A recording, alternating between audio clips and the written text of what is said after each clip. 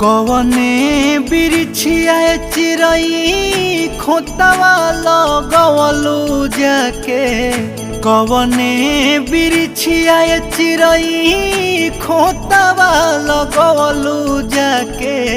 सुन कही के आंगना हमारा हो।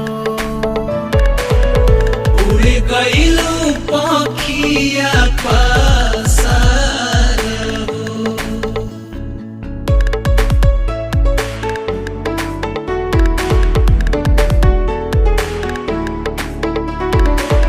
नेहिया के डोरी तोड़ी चले गइलू चुपे चोरी। कवने नगरिया कवने गाँव हो।